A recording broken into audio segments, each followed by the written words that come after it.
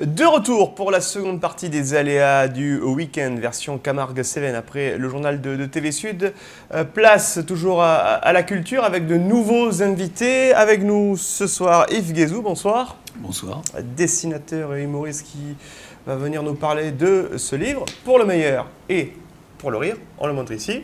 Avant la sortie de notre ouvrage, on va y revenir dans cette émission. Également à vos côtés, Yves, on retrouve Émilie Rua ainsi que Mathieu Josso. Bonsoir. Bonsoir. Merci d'être avec nous pour évoquer une opération autour de la Fédération de musique actuelle du Gard et de la boîte à outils La France s'ennuie. On va y revenir, on va expliquer ce que c'est à nos téléspectateurs. Il sera également question ce week-end de musique autour de La Rouge avec Manon Tisseur et Jean-Baptiste. Bonsoir. Bonsoir. Prêt pour le grand sprint de ce week-end? Ça y est? On y est. Allez, vous y êtes.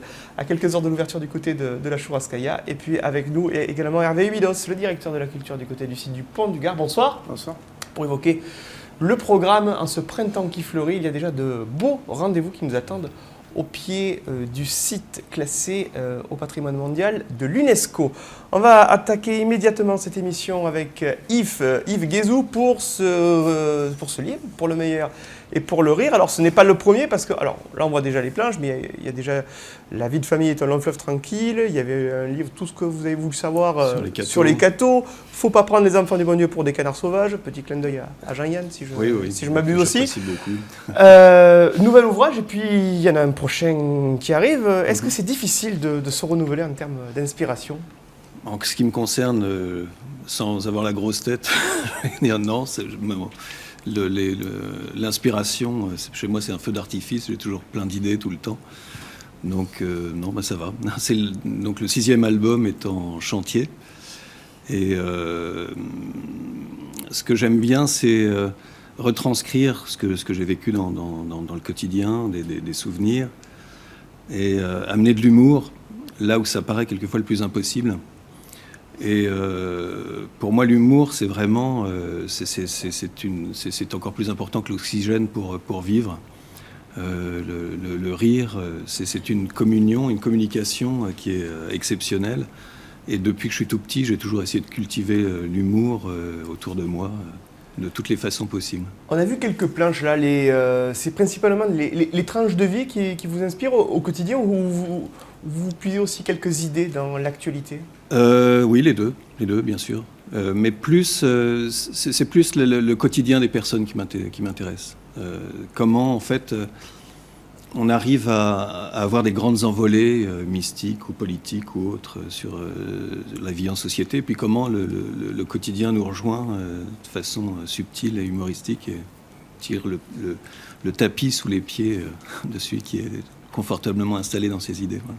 Alors, lorsque dans votre dernier livre paru l'été dernier, Pour le meilleur et pour le rire, vous titrez de la sorte, c'est une façon aussi de dégoupiller les choses et de penser, on va dire, différemment en temps de crise, justement pour éviter le pire que nous réserve l'actualité. C'est une façon aussi d'être dans une attitude vraiment positiviste et vraiment aller chercher ce rire pour que les gens vivent mieux.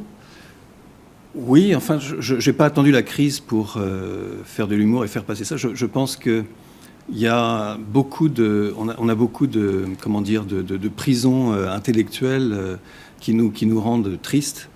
Et il ne faut pas grand-chose justement pour pouvoir s'en libérer.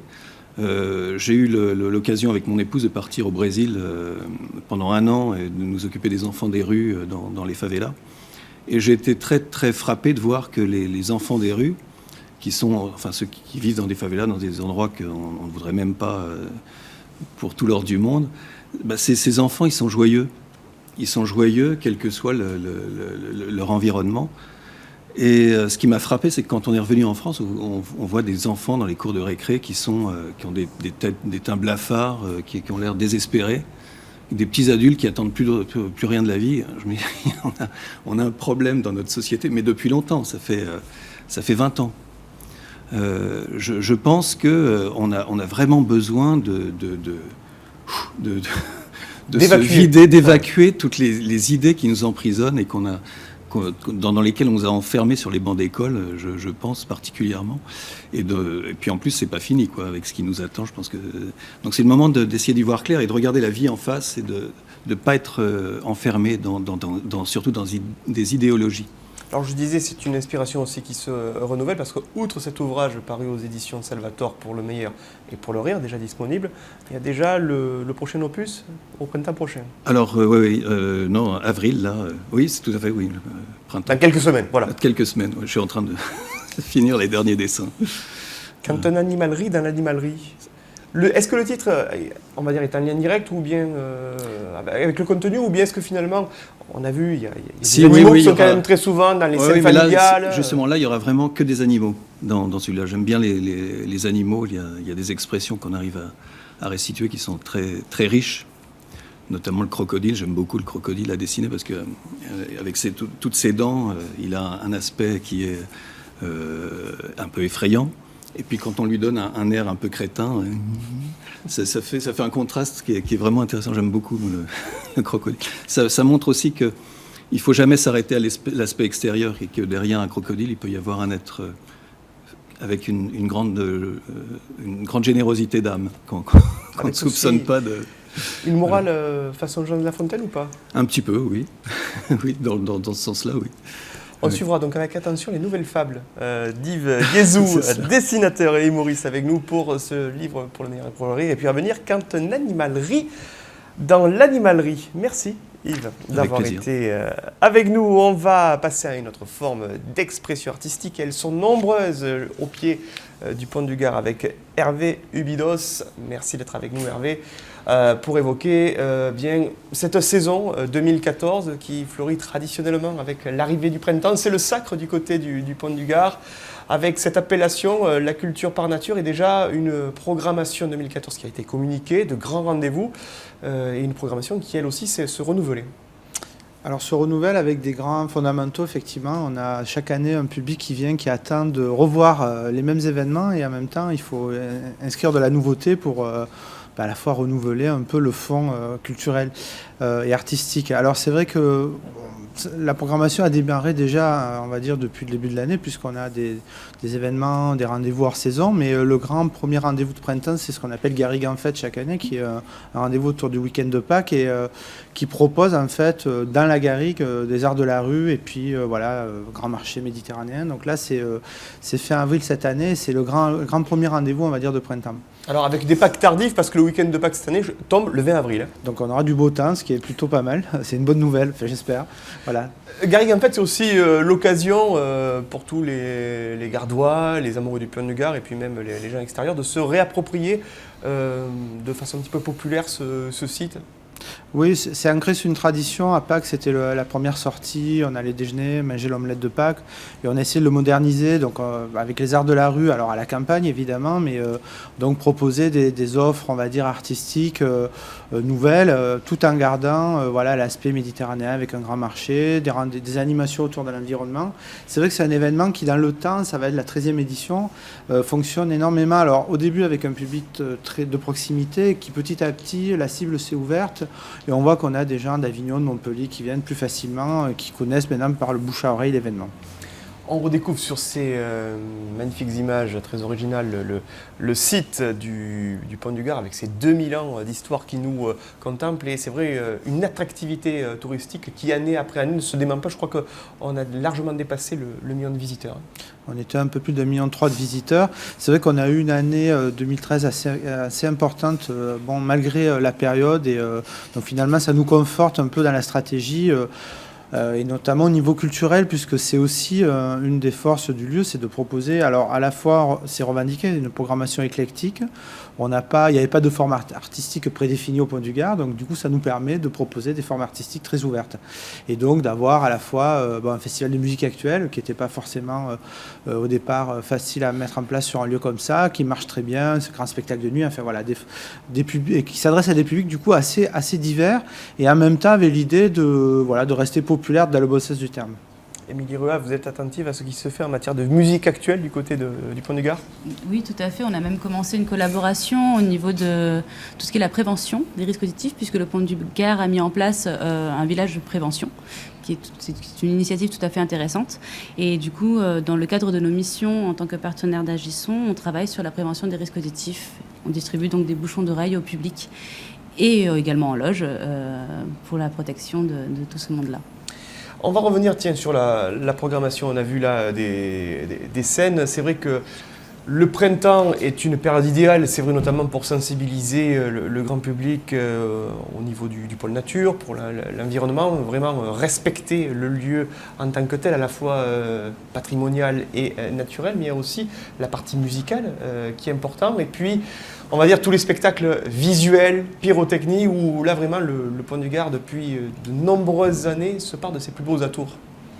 Oui, alors on a eu la chance de travailler depuis 5 ans à peu près avec le groupe F. Alors le groupe F, c'est une des sociétés, c'est une compagnie en fait. Arlésienne, de Mastibert. Voilà, de Mastibert, et qui travaille dans la plupart des grands pays, qui a fait des ouvertures de Jeux Olympiques, qui a travaillé sur la Tour Eiffel pour pour le passage à l'an 2000. Et effectivement, on a la chance d'avoir cette compagnie à côté qui a souhaité, on a souhaité s'associer à un moment donné, travailler sur des projets. C'était pas facile à l'échelle du lieu. Voilà, et donc ça donne des spectacles et des créations, parce que c'est une création à chaque fois originale et à l'échelle du lieu. Ils sont plutôt réussis. Donc cette année 2014, on aura une nouvelle création.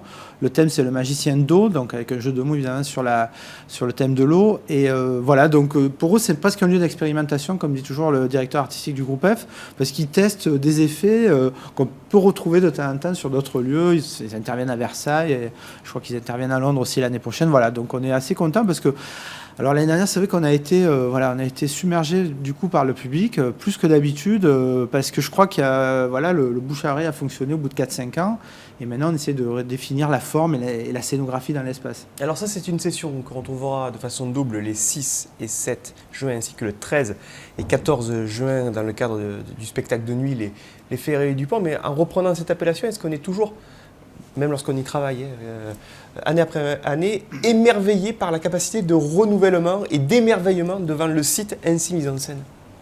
Ouais, ça c'est toute la difficulté du groupe F. Du coup, d'arriver sur le même format, le même lieu, à renouveler complètement le contenu. Je crois qu'ils y arrivent. Avec également d'autres rendez-vous tout au long de l'été, déjà quelques jolis noms qu'on retrouvera sur la scène du Pont. Alors Live au Pont, évidemment, ça va être la 4e édition, et c'est alors un rendez-vous maintenant qui devient important au niveau de la scène actuelle. On a sorti quelques noms, il nous manque 4 noms à sortir, notamment en musique électronique. Oui, bon, on est assez content de ce rendez-vous parce que c'était pas évident. On avait construit au fil des ans, tenté des concerts de musique actuelle et musique électronique. Et là, du coup, on est arrivé sur le format du festival, à créer un vrai rendez-vous qui a pris une vraie ampleur l'année dernière. Voilà, donc bon, je ne peux pas dévoiler les noms ce soir, mais on voit bien qu'on est toujours marqué, on essaie de thématiser les soirées, donc c'est-à-dire une soirée plutôt hip-hop, trip-hop, et une soirée plutôt hip-hop et musique actuelle. Les musiques électroniques, pardon. Voilà, on est un peu dans ces styles-là. Devrait arriver encore quelques artistes. Et puis les Before qui sont depuis l'année dernière, c'est-à-dire les premières parties des artistes installés dans le Gard ou des artistes issus du Gard.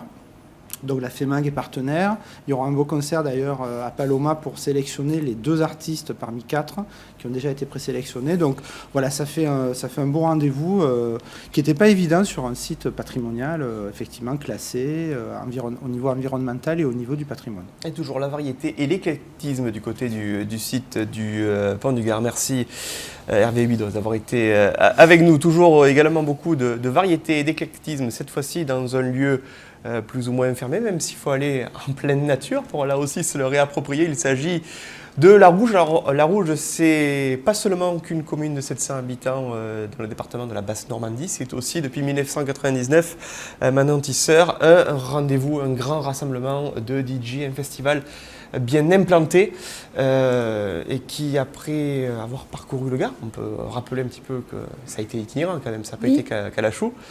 là ce week-end, c'est le grand rendez-vous. Ce soir, l'opening à 22h. Exactement. Ça fait donc depuis 1999 que Didier Sabatier a mis au point cette soirée, ce concept qui est très vivant dans notre région. On l'a fait une fois sur Arles au Patio, une fois au Mexicana, et ça fait pour la 2e année consécutive qu'il a lieu donc à la Churrascaria sur Aigues-Mortes.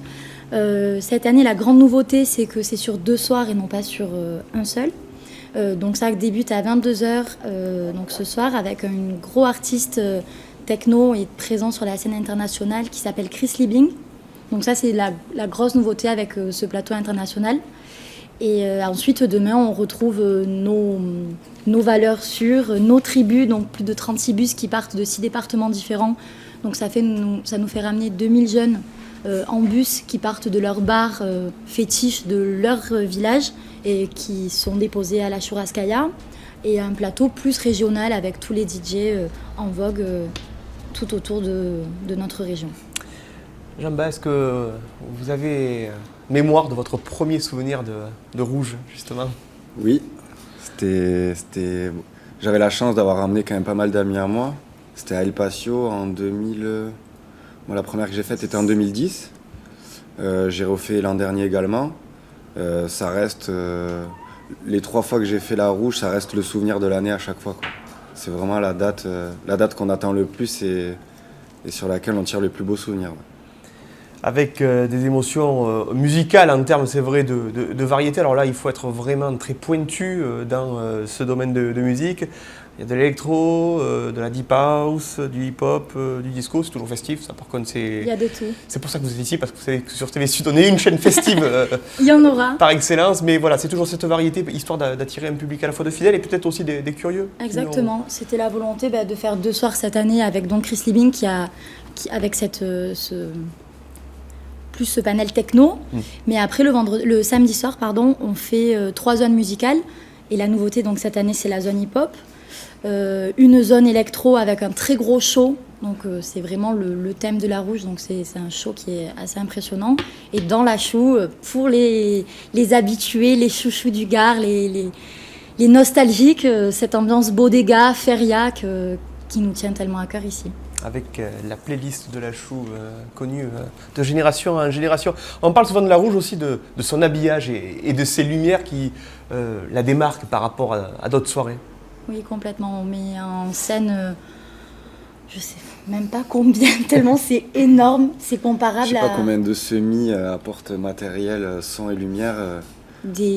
C'est un show qui est un petit peu inspiré des grandes fêtes espagnoles, Ibiza, pour nommer eux, Matinée Group, La Leche, Supermarché, etc. C'est des grands shows avec beaucoup de performeurs, que ce soit danseurs, échassiers, cracheurs de feu, etc. Et on va dire que cette partie-là du show, In Red We Trust à la Rouge, on va dire que les Didi sont peut-être même plus là pour sublimer le show que pour essayer vraiment de se faire remarquer, on va dire, quoi. Justement, histoire d'avoir une petite idée de ce que peut être le barnum, entre guillemets, de la Rouge, ou encore de ce qui vous attend ce soir à partir de 22h. Regardez, c'est quelques images de soirée.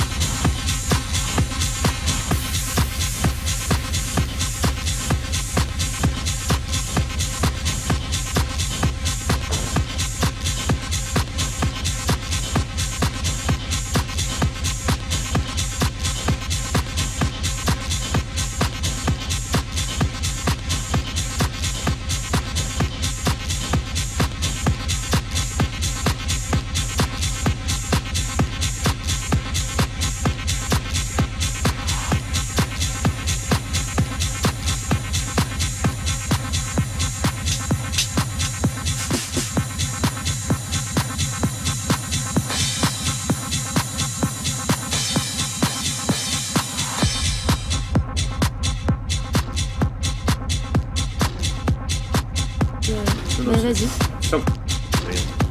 Tu appelles que tu viennes. Et toujours des moments festifs à retrouver dès ce soir du côté de la Churrascaria. Jean-Bas, avec des images qui parlent d'elles-mêmes autour de Alors, DJ. les images qu'on a vues ne sont pas des images tirées du festival La Rouge ou plutôt La Rouge Là, des années plutôt précédentes. l'un des DJ C'est l'un des DJ, Chris Liebing, qui a ce soir, qui sera ce soir. ou des prestations qu'il a fait un petit peu à travers le monde.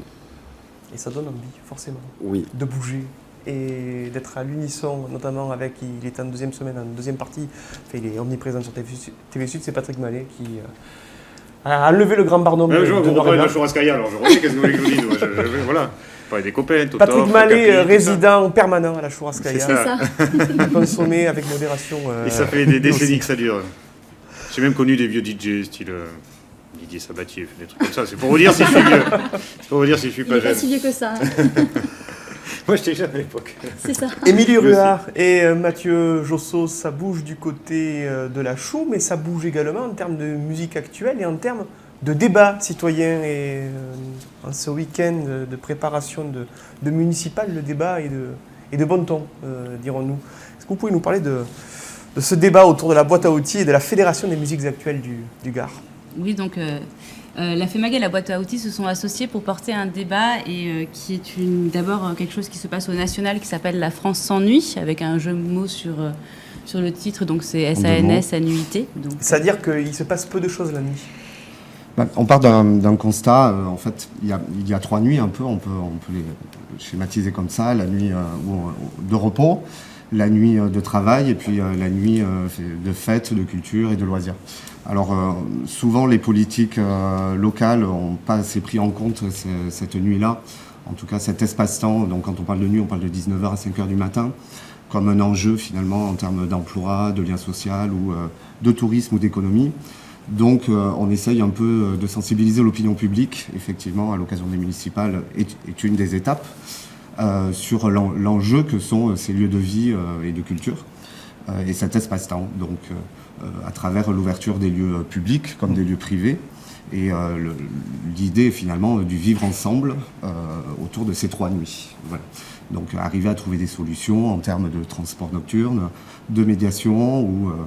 en ayant une politique locale pertinente, en tout cas pour développer cette nuit. Alors c'est une action que vous menez aux côtés du SPAM, du syndicat professionnel des acteurs de musique électronique, un syndicat qu'on n'envoie pas à la poubelle comme les autres SPAM en revanche. C'est très intéressant justement d'interpeller peut-être aujourd'hui les candidats déjà déclarés potentiels justement autour d'une question, parce qu'il y a une vraie demande peut-être des populations en tout cas qui...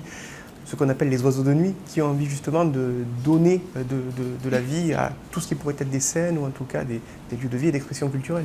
Oui, en fait, La France s'ennuie est une action nationale. Il y a donc une pétition et une lettre ouverte à signer sur lafrancessennuie.org. Et avec la FEMAG, en partenariat avec la boîte à outils, on a décidé de s'en emparer en local, tout simplement parce qu'à Nîmes, on a constaté, on va dire depuis l'automne dernier, une recrudescence des lieux musicaux. Les lieux se sont soit spécialisés beaucoup plus dans les concerts, soit ont ouvert également sur Nîmes, faisant pas mal bouger des jeunes et des moins jeunes, parce que finalement le public de musique actuelle n'est plus si jeune que ça. Et on s'est rendu compte également que ces lieux-là avaient également des difficultés à se pérenniser. Ils étaient en proie à des problèmes au niveau des riverains. Donc c'est toute cette question du vivre ensemble que vient d'aborder Mathieu. Et que du coup, il pourrait être intéressant de mener une action commune. Donc on a fait appel autant aux acteurs culturels, donc les associations, que les exploitants de bars, de cafés-concerts, mais également les usagers, les tout-venants, pour discuter sur une première réunion de concertation, à savoir quelle direction on allait prendre sur ce questionnaire et sur cette action. Et il est parvenu que finalement on ouvrait... Alors c'est toujours les acteurs culturels qui posent la question, mais on ouvrait vraiment sur la problématique de la nuit à Nîmes. Qu'est-ce qui se passe la nuit à Nîmes ? Qu'est-ce que je fais, moi qui travaille de jour, après la fermeture des bureaux à 19h, comment je fais pour aller au resto, boire un verre et puis rentrer chez moi. Il y a la problématique des transports. Souvent, si j'habite en périphérie, que j'ai pas de voiture, à Nîmes, c'est compliqué. Qu'est-ce que je fais le soir? Où est-ce que je sors? Est-ce que je me déplace jusqu'à Montpellier? Je suis sûr que vous aurez des gens qui vous appeler pour ce soir et vous ramener à la maison. C'est la raison pour laquelle vous allez venir avec son portable d'ailleurs sur la table. Voilà, donnez-moi votre numéro, je vous appelle pour tout à l'heure. Alors voilà, donc les lieux finalement nocturnes sont aussi une façon de se rencontrer en toute sécurité. Donc voilà, c'est vraiment une action pour vitaliser un petit peu la vie nocturne à Nîmes. On s'est rendu compte bien sûr que cette action pouvait aller encore plus loin puisque au centre-ville, la vitalisation diurne aussi passe aussi par là, cette vie nocturne. Et du coup voilà, donc ce questionnaire a été mis en place par environ une trentaine de personnes finalement, coordonné par la FEMAG et la boîte à outils, et proposé à l'ensemble des candidats au municipal. On attend les réponses qui devraient être publiées par voie de presse et également sur les sites de la FEMAG et de la France en Nuit. Avec, on imagine, une façon de sensibiliser en fonction des spécificités locales de chacune des villes. Est-ce que vous pensez, en votre fort intérieur, que Nîmes pourrait encore mieux vivre la nuit par rapport peut-être à ce qu'on a connu par le passé ou ce que vous souhaiteriez voir, par exemple? Évidemment, oui, j'aimerais bien. Je pense qu'il y a un dynamisme ces derniers temps à Nîmes avec l'ouverture de pas mal de lieux de nuit, notamment des bars, des lieux de diffusion. Donc il y a un renouveau, on va dire. Maintenant, il faut qu'il soit encadré et accompagné, en tout cas. Il faut que ça soit une dynamique globale. Il ne faut pas que ça soit une initiative que des lieux privés, mais il faut que toute la ville ensemble puisse trouver des solutions et apporter le soutien aussi à ces activités-là qui souvent sont l'objet de qu'en dira-t-on, on va dire. Et si on mène cette action, c'est vraiment bien sûr parce qu'on pense qu'il y a un vrai potentiel à Nîmes. Déjà, il y a des étudiants, il y a une nouvelle fac qui va être ouverte, donc il faut accueillir ces étudiants aussi en termes de services et de culture, c'est important. Et puis, on a vu arriver aussi un grand établissement de musique actuelle qui est Paloma et qui a permis aussi de revitaliser tout ce tissu local. Nous, on travaille pas seulement sur Nîmes, mais sur le département et on travaille beaucoup avec les artistes émergents, les artistes locaux. Et il faut des lieux aussi pour que les artistes amateurs et en voie de professionnalisation jouent. Il faut des lieux, il faut une vie culturelle. Alors il y en a dans les villages, il y en a un peu partout, mais Nîmes est quand même la ville-centre du département et donc c'est quand même important que ces artistes puissent s'exprimer également. Et on rappelle ce site internet, le www.lafrancesansnuit.org pour retrouver toutes ces questions autour de la FEMAG et de la boîte à outils que vous représentiez ce soir. Lui, il ne s'ennuie jamais, que ce soit à Bouillard, Ganim ou encore du côté de la Chouarskaya, c'est Patrick Mallet. Je vous disais qu'il est revenu en seconde partie pour continuer de décliner certains aspects de cette 400e. On a vu déjà une première partie avec notamment Rémi Gaillard. La France nuit, je connais très bien. Depuis que je suis devenu papa, je n'ai pas passé une nuit entière depuis. C'est pour ça que vous avez de petits depuis yeux, des Patrick. années. C'est peut-être pour ça aussi. Mais malgré ce, on les passe ailleurs et c'était le cas à la Chouarskaya et parce qu'on a vu plein de choses, les copains qui étaient là, qui sont venus faire des petits bouts dedans. Et puis des couillons, on peut dire ça comme ça, comme Romain Beaufy ou bien Christophe Ché, qui se sont amusés à faire quelques petites parodies de Noir et Blanc, de l'émission. Patrick. Non. Ou alors qui ont voulu couillonner le couillon, peut-être c'est possible. Mais en tout cas, voilà, ils nous ont ramené quelques petits bons moments comme ça. Je pense que Nico va recaler le magnéto, comme vous disiez Christophe tout à l'heure. Magnéto, Nico. Allô ? Bonjour, bonsoir. Jackie est près de toi. Il faut lui dire, Jackie, c'est Patrick pour toi. Ah, c'est le monsieur de la télé ? Bon, je vais voir. Mais je crois qu'il repasse ses chemises et je ne sais pas s'il va pouvoir venir. Oh, dis-lui, je t'en prie, à la fête à Jacou, il doit venir boire un coup. Amis aficionados, bonjour, bonsoir et bonne nuit. C'est pas de mal ici au Gros du Roi en vacances avec Jackie, qui se distingue encore une fois par ses lunettes de soleil, plus grosses que les miennes, sauf que le coup de lune, c'est vous qui allez le prendre Jackie. Vous avez oublié votre casquette. Regardez comme la mienne me va bien. Avec mon t-shirt tahitien, je suis à 2 doigts de vous laisser et d'aller faire un rasé du côté de la plage. Allez, on vous laisse avec l'orchestre Claude Planel. Et puis quoi de mieux que pour démarrer cette soirée à la Chouarskaya avec tout ce monde ce soir que les sardines.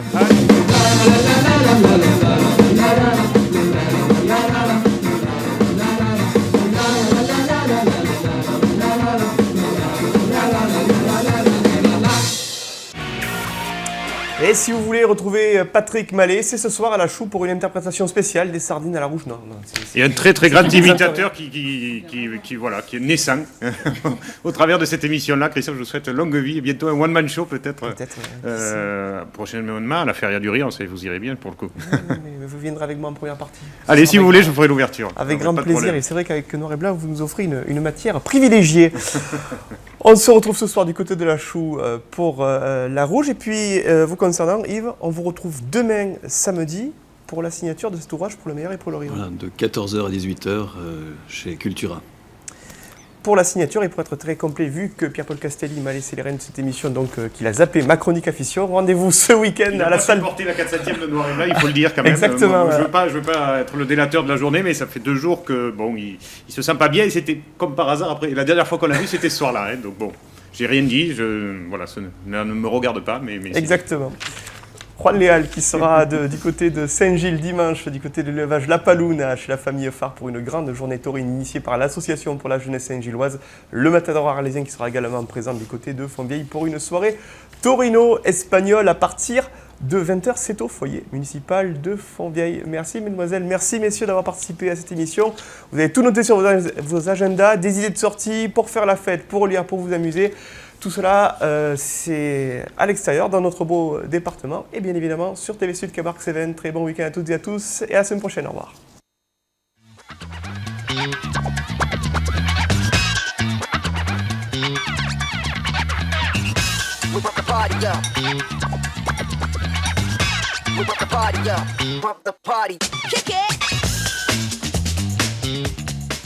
FDO Construction Méditerranée vous a présenté les aléas du direct. Avec FDO, ensemble, bâtissons l'avenir.